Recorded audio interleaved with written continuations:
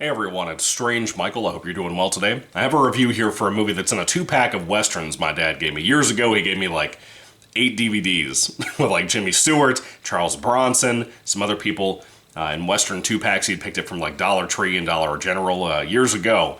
But anyway, I watched one of the movies in this set. I was going to watch both, but I realized about a month and a half ago I watched the first one in the box set called My Name is Nobody. I have no reason to rewatch that ever again because I was not a fan. Has some cool stuff in it, but not a fan. Anyway, the other film I am talking about in this particular review is from 1970. It's called Cain's Cutthroats. It's about an hour and a half long. It's a revenge western, which I love that kind of thing. Have never seen this before. But I'll tell you this, it has its moments. It has some really cool things in there. It's got a very nice spin on revenge tales. I do like that about it as well. They got some good stars in here, like John Carradine as a weird preacher in this movie that I'll get to in a moment. But it's a pretty cool flick. Basically, you have this man named Captain Cain, who had a group of guys he used to lead in the Confederate Army when he was a captain there. And they have turned into evil, evil people way after the Civil War has ended. The South lost, the North won. And Captain Cain just kind of retired and went away, and nobody really knew what happened to him until these cutthroats, called Cain's Cutthroats, that was their nickname as bandits and thieves and rapists and pillagers and whatever you want to call these evil scumbags. They show up one day. They happen to run into Captain Cain. He tries to tell them, like, hey, you need to just give up. The war is over, man. They're like, what do you mean? He's like, the Civil War is over. It's done. We lost, man. It's over with. There is no South versus North. It's just America now. And those guys don't really like that. They start to have kind of arguments with Captain Cain. And Captain Cain's wife and child happen to show up out of nowhere. And it turns out Captain Cain has married a black woman and happens to have a mixed son. And those guys do not like that. They start to call him all of these horrible, horrible names. They call his wife these horrible things. They end up beating up Captain Cain and his wife and raping her in front of him while their child watches, which is just horrific to do, dude. Like, to watch, I mean. Like, to have to see all this go down. It makes you just furious watching what's going on while you're watching this. It really made me feel some stuff emotionally as I had to sit through this. But Captain Cain, his wife and son are killed, at least they thought they killed them, and left there to burn alive, or burn dead. I guess they thought they killed him before they burned everything down. And anyway, a very weird preacher I talked about a moment ago, played by John Carradine, shows up and takes their bodies away. The wife and son did not make it. They died. And he takes away our main guy, Captain Cain, and heals him up, takes care of him, bandages him up, tries to make sure he's good in health. And then Captain Cain and this weird John Carradine preacher decide to go after these guys who killed his family, you know? And that preacher is trying to tell him, like, hey, let the Lord, let God take vengeance. It's not your place. Let him do it. Captain Cain is like, no, I'm going to destroy these guys. They've destroyed my life. They took everything I loved away from me. I'm going to kill all of them. And that revenge western element, I'm a big revenge movie fan. One of my favorites of all time being Kevin Bacon in Death Sentence, the James Wan movie from many years ago, like 2005 or 6. I love that kind of stuff. I wish we had more westerns made nowadays, and not garbage like Appaloosa. I want to see things like this, like revenge tales that we don't really get anymore. Even the low-budget ones feel like garbage, dude. They just don't really work most of the time. But Cain's Cutthroats surprised me quite a bit. For example, the character writing is odd. It's mainly saved by the acting performances, I would say. Whether it be the good guys, if you want to call them that, like the preacher with John Carradine, or the lead guy, Captain Cain, or whether it be like the bandits, who are just evil. I mean, the performances for those guys are fantastic, especially this one guy who has a eye patch. He's lost an eye at some point.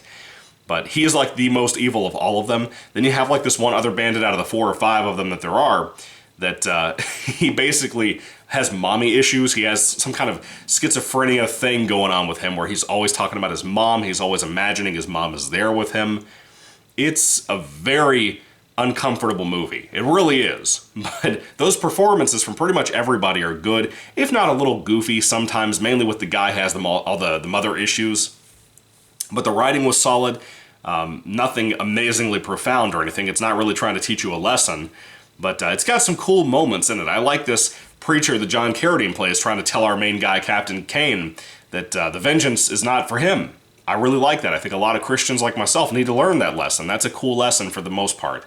But anyway, moving along though, the practical effects. Dude, I was not expecting, with how bad the VHS transfer to DVD is on this movie, I was not going into this expecting so much gore. Dude, when people got shot early on in this film by the bandits, when they would get like shot in the chest, they would use squibs, but dude, like they were the most like violent squibs I've ever seen in my life. Like their whole chest would cave out basically and explode when they'd get shot by like a revolver or something. It was freaking cool, man. I loved that. That totally drew me in immediately. I love westerns and I love gory westerns especially. Like, I don't know, like Bone Tomahawk, probably my personal favorite right now. Django Unchained, you know, a couple of Tarantino ones. The Hateful Eight is a really good one too. But people getting shot left and right throughout the film, and it just really brings the satisfying nature to it, especially when the bad guys get what they're supposed to get.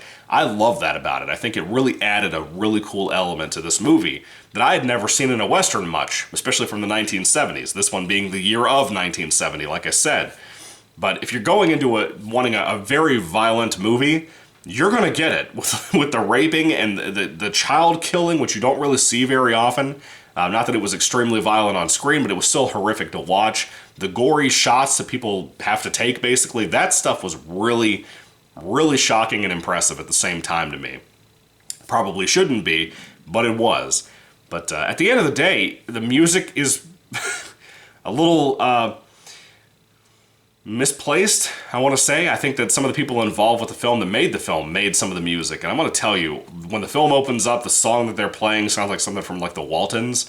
And immediately I was like, oh god, no, this is going to be bad. And the closing credits song that plays too, I think is so misplaced. This movie has such an issue with the music in it. It really harms the tone and the feel of this movie for me personally.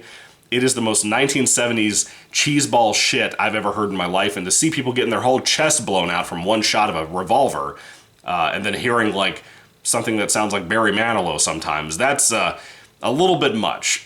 You know, James Taylor did not need to be doing the soundtrack for this movie, is what I'm trying to tell you. Not that he did, but it's a joke. Anyway, Cain's Cutthroats is a very mixed bag for yours truly. Not a bad movie at all. I actually think it's a mixed bag more than anything, but I'm more positive about it than I am negative. This is one of the better Westerns I've seen in a while because of the revenge aspect to it. It's a little drawn out in parts. There's one particular bar scene involving the weird mommy issues guy that just keeps going and going and going, and it doesn't need to. So stuff like that could have been edited down. If you had edited this movie down as a fan of the movie, I feel like there's a better cut to be had in this movie. Hopefully with better music. But outside of that, Cain's Cutthroats, very mixed bag of a film, but very solid for what it was. If you like revenge tales, I think it'll be for you. I think you'll enjoy it. And if I had to rate Cain's Cutthroats on a 5-star basis, I'd probably give it about a 3 out of 5 stars, if I'm really thinking about it. Because it was cool. It had some cool things in it, had some good stuff in it that I enjoyed. Had a good lesson, again, for Christians. I think it's a really cool lesson. But yeah, anyway, have you seen it? What do you think about Cain's Cutthroats? I'd love to hear your thoughts and comments about it down in the comment section down below. Let me know what you have to think, or say, or whatever. Is this your favorite Western of all time? I doubt it. I highly doubt it. But anyway, thank you all for watching, guys. God bless you all, and goodbye.